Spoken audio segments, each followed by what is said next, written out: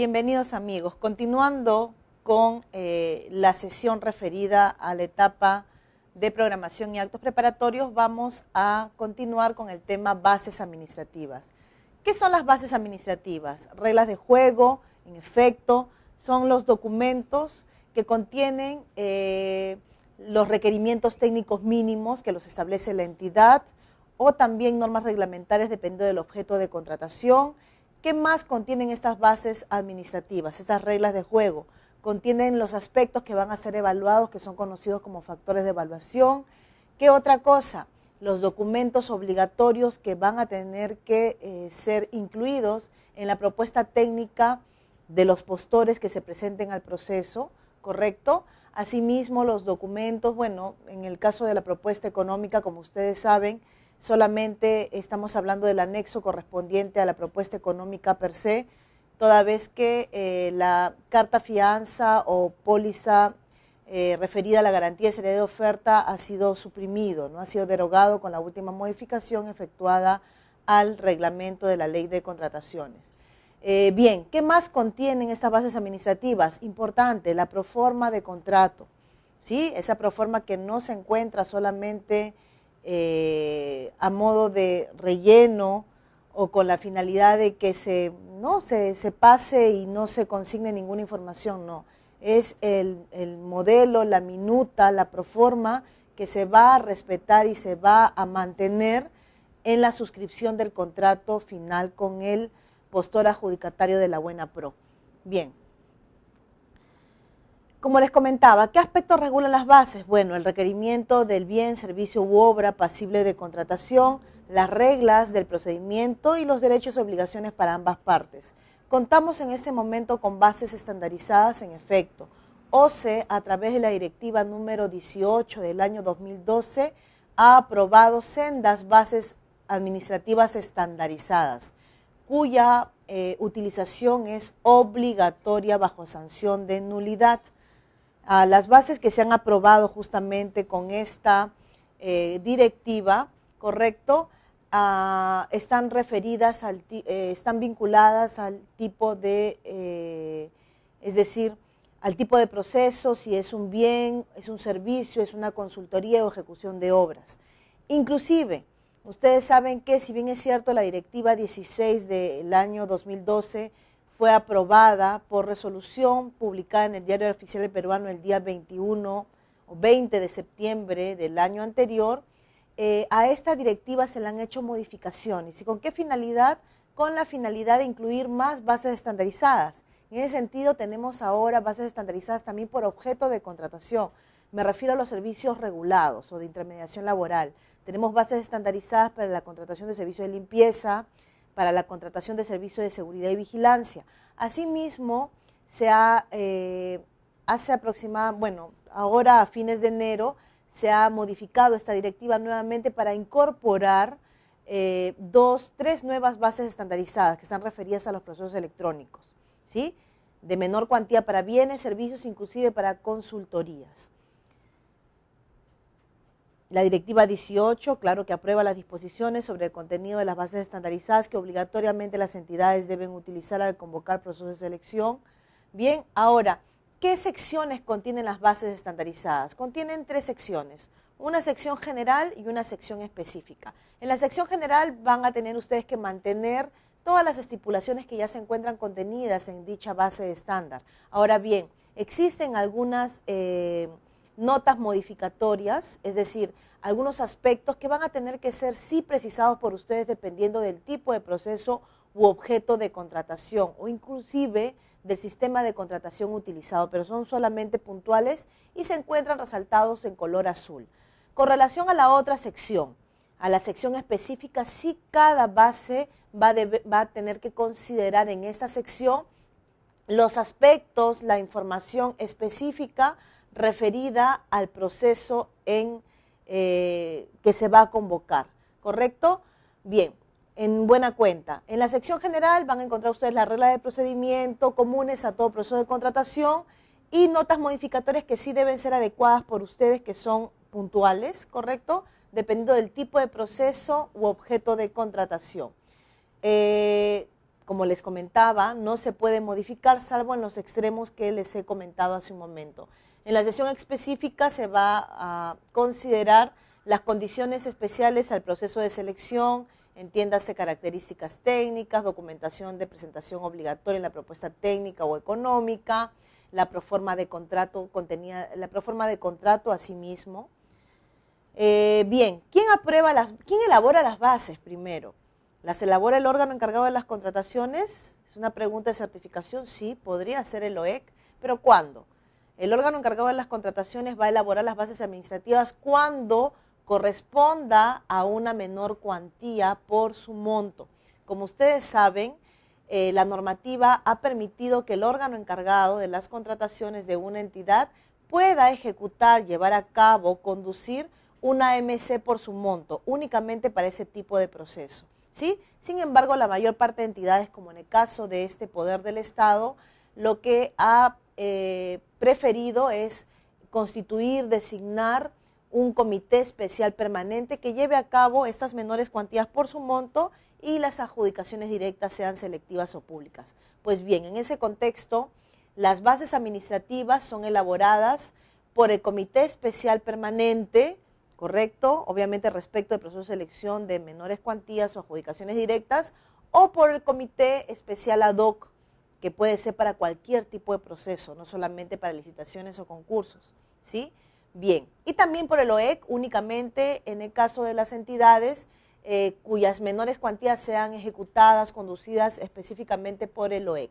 Pues bien, son estos órganos los que van a elaborar las bases administrativas. Estas bases administrativas elaboradas por los comités especiales o el OEC van a ser elevadas. ¿A quién? En principio al titular de la entidad, quien debe verificar, ¿no?, que dichas bases se encuentren conforme con las bases estandarizadas, ¿correcto? Y las debe aprobar. Ahora bien, en el caso de nuestra entidad, se ha delegado esa potestad, ¿correcto? Es decir, no es el titular de la entidad quien aprueba las bases administrativas, sino el gerente general en la gerencia, el presidente de la Corte Superior en las Cortes, ¿sí? Bien, la aprobación, ¿necesariamente tiene que ser con resolución administrativa? No. La norma es muy puntual en ese sentido. Cuando habla de aprobación o autorización, no señala que específicamente tenga que ser a través de una resolución administrativa. Es por ello que en la directiva número 3 del año 2011, aprobada por Presidencia, que contiene los procedimientos para la contratación de bienes y servicios del Poder Judicial como pliego, ¿correcto? Se ha considerado un formato de aprobación de expediente de contratación, ¿sí? Y ahora, en la directiva que está todavía pendiente de aprobación, se ha considerado, además de un formato de aprobación de expediente, un formato de aprobación de bases administrativas, ¿sí? Muy bien. Ahora, la aprobación tiene que ser por escrito necesariamente, en efecto. El artículo 26 de la Ley de Contratación del Estado establece las condiciones mínimas que deben contener las bases administrativas. Y en ese sentido, el contar con bases estandarizadas aprobadas por OCE nos ayudan a tener un parámetro, una orientación legítima, válida, sobre cómo debemos formularlas, ¿correcto? En ese sentido, cuando el artículo 26 nos señala las condiciones mínimas, nos indica que estas bases deben contener las características técnicas que las define la entidad, ¿verdad? Especificaciones técnicas en el caso de bienes, TDRs en el caso de servicios, y en el caso de obras hablamos de un expediente técnico de obra. Bien, ahora, un calendario, cronograma de las fechas que van a respetarse para el desarrollo del proceso de selección. Eso lo definen también los comités especiales o el OEC, en caso sea este último el que haya elaborado las bases administrativas, y para ello deben considerar ciertos plazos que la normativa ha previsto. Por ejemplo, que entre la absolución de las observaciones o la publicación del pliego absolutorio de observaciones y la integración de las bases medie como mínimo 3 días hábiles, ¿correcto? Obviamente me refiero a procesos que cuenten con dicha etapa, ¿sí? Asimismo sabemos que la normativa ha previsto solamente algunos plazos, ¿no?, que deben mediar dependiendo del tipo de proceso y que ustedes van a profundizar ya en la etapa de proceso de selección. Bien, ¿qué más debe contener como una condición mínima mis bases administrativas? La metodología de evaluación. ¿Qué va a evaluar el comité especial? Factores de evaluación, que son los aspectos que va a evaluar el colegiado para elegir a la mejor propuesta, ¿correcto? O al postor que obtenga el mayor puntaje técnico y económico, ¿correcto? El criterio de ponderación también que le va a aplicar a la propuesta técnica y a la propuesta económica. ¿Qué más va a contener? Bueno, la proforma de contrato, que como les señalé hace un momento, es un aspecto relevante, sumamente importante de las bases administrativas y que muchas veces no es revisado ni tampoco es modificado por parte del comité especial cuando debería. Por ejemplo, si nos referimos al plazo máximo de responsabilidad del contratista, ¿sí?, artículo 50 de la ley, pues el plazo máximo de acuerdo a dicho artículo debe ser, en el caso de bienes o servicios, no menos de 1 año computado desde la fecha de emisión de conformidad. Sin embargo, este es un plazo mínimo, podría ser más. Si, por ejemplo, en el caso de suministro de uniformes, se quisiera o de repente, por naturaleza de la contratación, se estimara que el plazo de responsabilidad fuera mayor al año, que como mínimo establece el 50 de la ley, ¿dónde debemos consignar esa estipulación, ese aspecto? En la proforma de contrato. En la cláusula incluida en dicha proforma se debe incluir que no será el año mínimo que establece la normativa, sino serán 2 años, cosa que es completamente válida y que no vulnera, no transgrede la normativa, ¿correcto? ¿Qué más? La forma como se van a solucionar las controversias, en la cláusula referida a solución de controversias.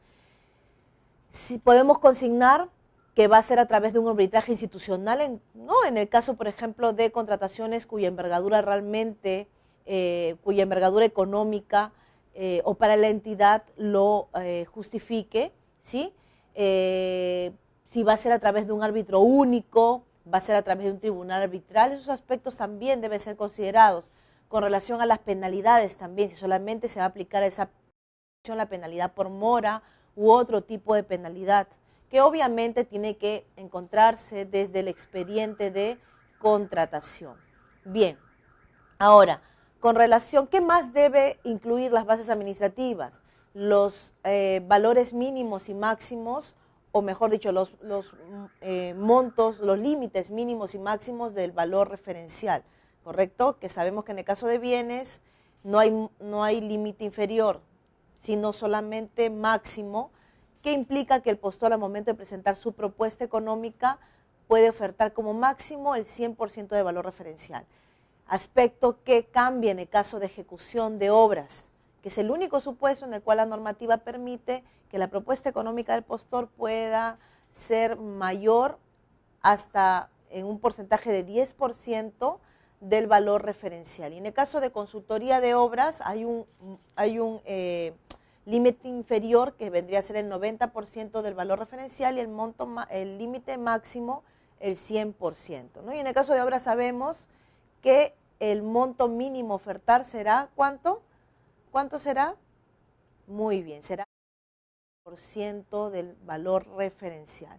Bien, con relación al contenido de las propuestas, tanto técnica y económica, bueno, sabemos que en el caso de la propuesta técnica se tiene que adjuntar cierta documentación obligatoria, como por ejemplo las declaraciones juradas, ¿no es así? De repente alguna documentación que se haya incluido en las bases para acreditar el cumplimiento de los requisitos técnicos mínimos, documentación también referida al cumplimiento o a los factores de evaluación, que es considerada como documentación de carácter facultativo, ¿no? Y en el caso específico de la propuesta económica, únicamente luego de la modificación se va a incluir el anexo referido a la propuesta económica de dicho postor, que obviamente va a variar si es que se aplicó al proceso el sistema de contratación de suma alzada o de precios unitarios, habiéndose suprimido ya la obligación de incluir la garantía de seriedad de oferta. Bien, especificación del contenido de los sobres.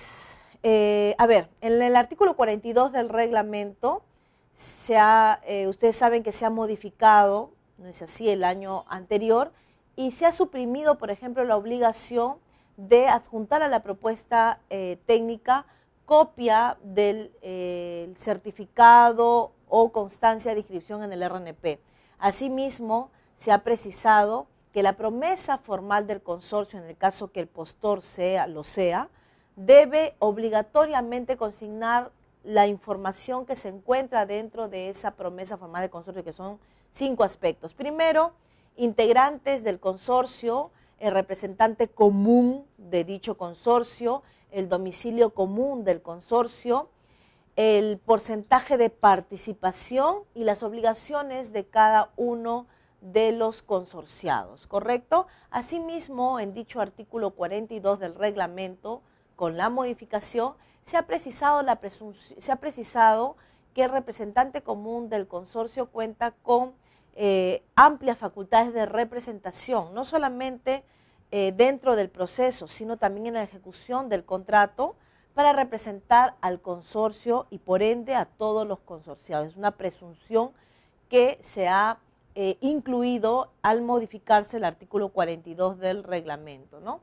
Y bueno, como les comentaba hace un momento, con relación a la propuesta económica se ha suprimido la obligación de adjuntar la garantía de seriedad de oferta. El cuadro que ustedes están viendo en la diapositiva de alguna manera grafica las modificaciones que se han realizado al 42 del reglamento referido a los documentos obligatorios de la propuesta técnica y económica. Factores de evaluación son los aspectos que son consignados en las bases que van a ser materia de evaluación, de calificación por parte del comité especial, ¿no? En el caso de los criterios de evaluación son las reglas que van a aplicarse a cada factor de evaluación, por ejemplo el puntaje, ¿correcto? Bien, factores por objeto. En principio comentarles que el artículo 44 del reglamento y siguientes establece los factores de evaluación que se van a aplicar por cada objeto de contratación. En esa medida, en el caso de bienes, el artículo 44 señala que se podrá utilizar, por ejemplo, el factor plazo de entrega, garantía comercial del postor o fabricante, disponibilidad de servicios y repuestos, experiencia del postor, capacitación del personal, mejoras técnicas. ¿Y por qué la glosa del artículo 44 del reglamento inicia con podrá? Inicia con podrá porque son de carácter facultativo. ¿Qué quiere decir? El colegiado del comité especial para establecer los factores de evaluación para bienes tiene libre albedrío de poder utilizar los factores de evaluación que establece el artículo 44 del reglamento y que hace un momento les he señalado, o apartarse completamente de ellos e incluir otros factores de evaluación. La norma solamente te dice, si vas a incluir factores de evaluación distintos a los que están previstos en el reglamento, estos factores deben ser objetivos, congruentes, razonables y proporcionales en función al objeto de contratación, ¿correcto? En buena cuenta, si es que el comité se aparta de esos factores, puede incluir otros sí, pero atendiendo y cumpliendo estos criterios de proporcionalidad, razonabilidad que hace un momento les he señalado. Ahora, con relación a servicios, ¿correcto? Con relación a servicios, a la contratación de servicios, ya la norma nos empieza a sujetar, nos condiciona a que obligatoriamente apliquemos el factor experiencia del postor. Así el artículo 45 del reglamento señala que obligatoriamente se deberá incluir como factor de evaluación para la contratación de servicios en general el factor experiencia del postor, ¿correcto? Ahora bien, ¿hay otros factores que se pueden utilizar? Sí, dice, adicionalmente podrá emplearse el factor, por ejemplo, cumplimiento de servicio, personal propuesto para el servicio, mejoras a las condiciones previstas y otros factores que, como les comentaba hace un momento, cumplan con los criterios de ser razonables, proporcionales, congruentes en función al objeto de convocatoria. Algo importantísimo, el artículo 45 del reglamento ha sido modificado. ¿En qué extremo? solamente ha señalado, o bueno, la modificación versa sobre una excepción a la regla que hace un momento comentábamos.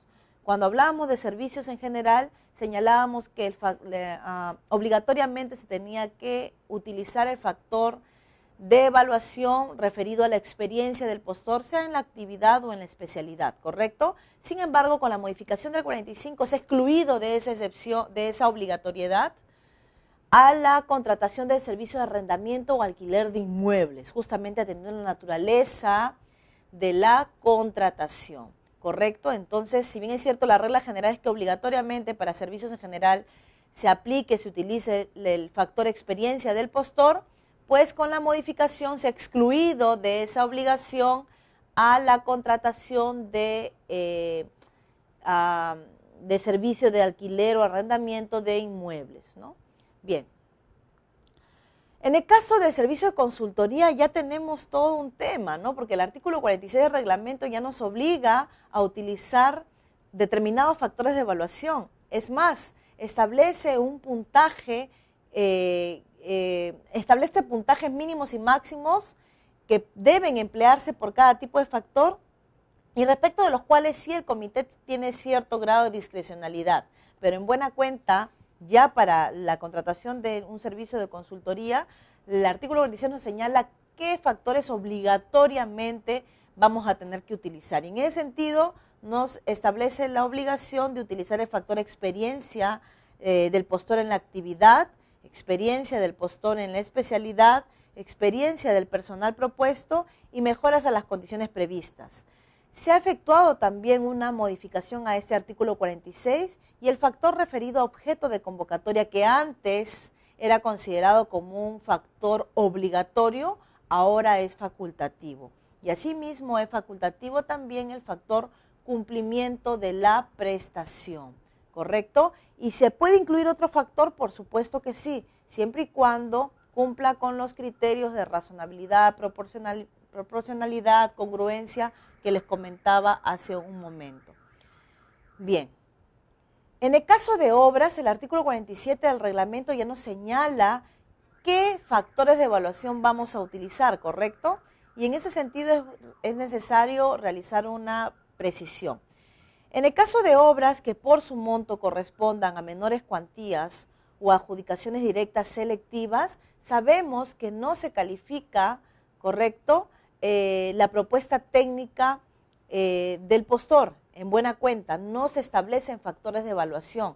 ¿Y eso por qué? Porque solamente se califica la propuesta económica, ¿no? Y obviamente que dichos postores cumplan con los requisitos establecidos en el expediente técnico de obras, ¿correcto? Ahora bien, para la ejecución de obras que por su monto correspondan a adjudicaciones directas públicas o licitaciones, sí se deben incluir factores de evaluación, ¿no es cierto? Referido a la experiencia de obras en general, ¿no?, de obras por la especialidad, entre otros, y esos factores obligatorios que están previstos en el artículo 47 del reglamento deberán ser utilizados. Ahora bien, se ha efectuado una modificación bastante importante con relación a ¿qué más de modificación? Es una precisión con relación a los factores que se van a emplear en el caso de obras. Se ha señalado, por ejemplo, que las menores cuantías derivadas de una adjudicación directa pública o licitación pública de obras necesariamente deberán incluir factores técnicos de evaluación, ¿correcto? Asimismo, se ha precisado que la experiencia del postor se va a acreditar con copias simples de contratos y conformidades de recepción, ¿no? Actas de recepción y conformidad. O también se podrán acreditar con contratos y resoluciones de liquidación o contratos con cualquier documentación que acredite fehacientemente que la obra fue concluida, asimismo el monto total que se pagó, ¿correcto? Esto es importante resaltarlo porque algunas entidades, no esta felizmente, cuando se trataba de adjudicaciones de menor cuantía derivadas de ADPs o LPs para ejecución de obras, no incluían factores técnicos de evaluación, situación que era detectada por la Dirección de Supervisión y que generaban una nulidad de oficio de proceso, con la subsecuente determinación de responsabilidades, ¿no?, y el retraso para la entidad en la satisfacción de sus necesidades. Bien, amigos, con relación a los consorcios, el artículo 48 del reglamento ha sido modificado en el sentido, para comenzar, ¿qué es un consorcio? Es un contrato asociativo, ¿no?, por el cual dos o más naturales o jurídicas, a veces se tiene como concepto que únicamente personas jurídicas pueden consorciarse. No, podemos consorciarnos yo, Gisela Sánchez Manzanares, como persona natural, con Juan Pérez Pérez como persona natural, podemos consorciarnos, no existe ningún imponderable. Entonces, el consorcio es un contrato asociativo por el cual dos o más personas naturales o jurídicas se juntan con la idea de participar en un negocio concreto, específico. En esa medida, la normativa que regula la contratación pública admite, posibilita la participación de un consorcio en un proceso de selección, ¿correcto? Y como ustedes ya saben, no se requiere formar una persona jurídica independiente, simplemente en materia de contratación pública se requiere que en la propuesta técnica, se incluya una promesa formal de consorcio, que incluya obviamente la información de todas las personas naturales o jurídicas que van a formar parte del consorcio, al representante común del mismo, el domicilio común que va a tener dicho consorcio, las obligaciones, ¿no?, a las que se obliga, valga la redundancia, cada uno de los consorciados, y el porcentaje de participación. En buena cuenta, en el artículo 48 se ha precisado también que podrán acreditar como experiencia dichos consorcios la sumatoria de los montos facturados, previamente ponderados por aquellos integrantes que se hayan comprometido a ejecutar conjuntamente el objeto de convocatoria, ¿correcto? Y obviamente esta ponderación va a considerar el porcentaje de participación consignado en ¿dónde? En la promesa formal de consorcio. Al respecto, se ha aprobado la directiva número 16 del año 2012, referida a todo lo que significa la participación de un consorcio en un proceso de selección, ¿correcto? Esta directiva 16 fue modificada a fines del año anterior con la finalidad de precisar qué aspectos debían considerarse al momento de ponderar la experiencia que el consorcio presentaba en su propuesta técnica. Y es más, ustedes encontrarán en la página web de OCE una hoja de cálculo en versión Excel que debe utilizarse obligatoriamente por los comités especiales para poder determinar el puntaje que le corresponde por experiencia al consorcio, ¿correcto? Que es una ayuda que OCE ha visto por conveniente publicar en su página web. Bien, amigos, esto ha sido todo y con esto damos término a lo que viene a ser la etapa de programación y actos preparatorios para iniciar la siguiente etapa o fase, que es la de selección, que inicia con la convocatoria del proceso y que está a cargo de otro colega. Ha sido un gusto.